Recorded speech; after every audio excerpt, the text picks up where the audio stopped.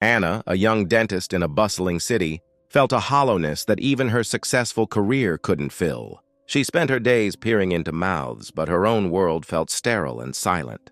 Driven by a longing for something more, she did what many considered unthinkable. She bought a dilapidated stone house on the outskirts of a small village for a mere 3,600 euros. The house was a husk of what it once was, a ghost of a home.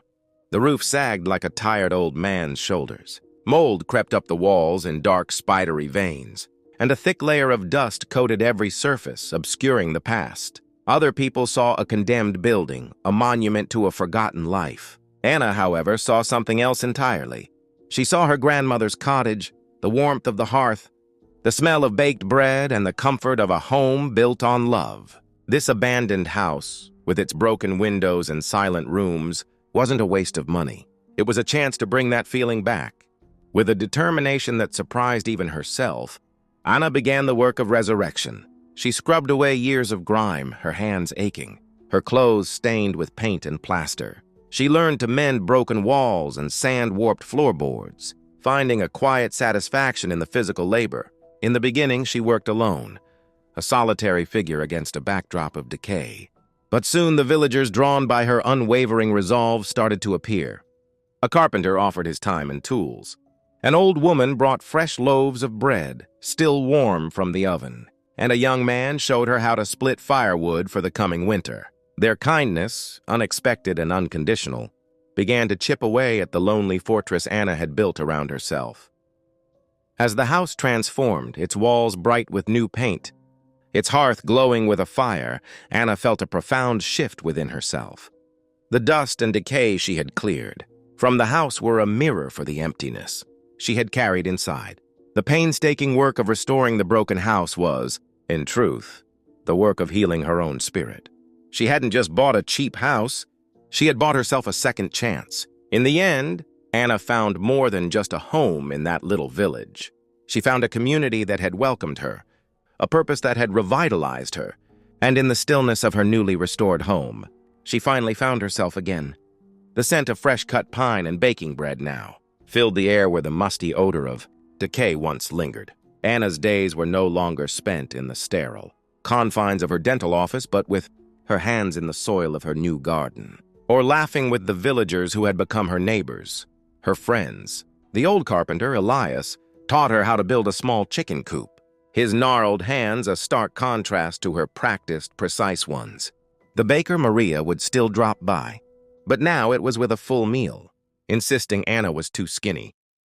Her house, a living testament to her transformation, was now the heart of her life. She hosted small dinners, the warmth from the fireplace chasing away the last of her old loneliness. One evening, as the stars began to pepper the darkening sky, Anna sat on her newly built porch swing, the gentle creak a lullaby.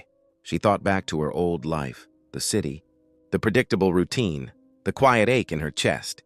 She had gone searching for a memory of her grandmother, a feeling of home she thought was lost forever. Instead, she had built something new entirely. Not just a house, but a life rooted in genuine connection and the simple, profound joy of creating. She had not only restored a broken house, she had rebuilt herself piece by careful piece, in a place she finally belonged. The old house was now a beacon of warmth in the quiet village. Anna's life, once a meticulously organized schedule of appointments and solitary evenings, had blossomed into a tapestry of shared moments. The carpenter, Elias, no longer just dropped by to offer advice. He came for a cup of tea, his weathered hands wrapped around a mug as he shared stories of the village's past. Maria, the baker, would often bring a fresh tart, a silent offering of friendship, and in return, Anna would help her set up a new website for her small business, blending her modern skills with their traditional way of life. Winter settled over the village, blanketing the fields in a soft white hush. Inside her home, a fire crackled, casting a golden light on the restored walls. One evening, as the snow fell softly outside, Anna sat by the hearth, a book unread in her lap. She wasn't thinking of her next dental patient or the bills she needed to pay. She was thinking of the way Elias's eyes crinkled when he laughed, the way Maria's bread smelled of yeast and home, and the way her own heart, once so guarded, felt open and full. She had come to this place to find a memory, a feeling from her past. But she had discovered that true healing wasn't about returning to what was. It was about building something new, something real and tangible, with the simple, generous love of a community that had seen her for who she was. Not just a dentist from the city, but a woman brave enough to rebuild a broken house and, in the process, rebuild herself. The snow held the village in a soft, quiet embrace for weeks. Anna's days fell into a comfortable rhythm of tending to her home, her garden now sleeping under a blanket of white, and sharing her time with her new friends.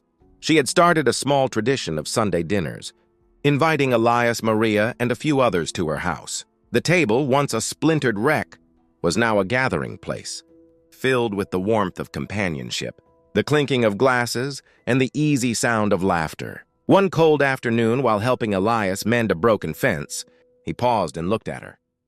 "You know, Anna," he said, his breath a white cloud in the frigid air, "when you first came here, we thought you were crazy, buying a house that even the ghosts had abandoned. But you didn't see what was broken.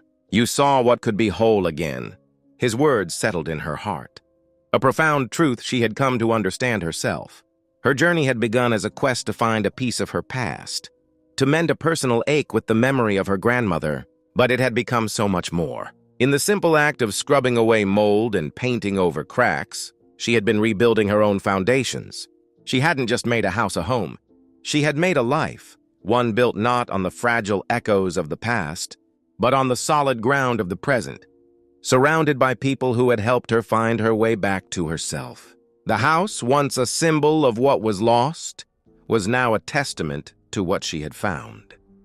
A sense of belonging, a purpose, and a peace she had never known.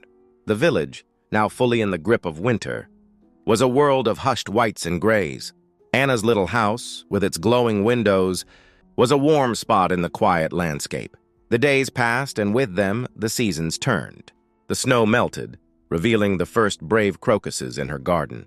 She spent her days with her hands in the soil, her mind clear and her heart light. One warm spring afternoon, a car with city plates pulled up to her driveway. A woman, impeccably dressed and carrying a briefcase, stepped out. Anna recognized her immediately. It was her former boss, Dr. Evans. He had come to offer her a partnership in his high-end dental practice, a dream opportunity she had once pursued with single-minded focus. He spoke of prestige, of a lucrative salary, of a life she had worked so hard to achieve. As he talked, Anna looked past him, to Elias pruning his rose bushes, and to Maria's grandchildren playing in the field behind her house. She saw the life she had built, not one of material success, but one of genuine connection. "It's a wonderful offer, Dr. Evans," she said, her voice gentle but firm. "But my work here isn't finished." He looked around, a puzzled expression on his face. "Work? Anna, this is a village. You're a brilliant dentist." Anna smiled, a peaceful, knowing smile. "I am. But I'm also a neighbor, a friend, a part of a community. I came here to restore a house, and in the process, I restored myself. This isn't just a house to me anymore. It's home." Dr. Evans, seeing the genuine contentment in her eyes, knew there was no changing her mind. He nodded slowly, a look of respect replacing his confusion. As he drove away, Anna felt no regret. She had made a choice not just to live, but to belong, and in doing so, she had found a richer kind of wealth than any she could have imagined. The spring and summer that followed were a testament to Anna's new life. Her garden flourished, a riot of color and scent that drew compliments from everyone who passed by. She learned to bake bread from Maria, and her laughter echoed through the house as she pulled her first, slightly lopsided loaves from the oven. She became the unofficial village dentist, offering advice and help to her neighbors when they needed it, often trading a small repair for a basket of fresh eggs or a jar of homemade jam. The community she had found was not a temporary refuge. It was the foundation of her existence. One evening, as twilight painted the sky in shades of rose and violet, Anna sat on her porch swing, the gentle creak of familiar comfort. The house, once an empty shell, now hummed with life. A stray cat she had adopted purred in her lap, and the scent of wood smoke from Elias's chimney drifted on the cool air. She thought back to the day she had bought the house, a leap of faith that had seemed so reckless to others. They had seen a crumbling ruin, a bad investment. But she had seen a canvas for healing, a place where she could finally paint a life that felt true to her soul. She had come seeking the warmth of a memory, and instead, she had built a home, and a future that was more beautiful than any she could have imagined.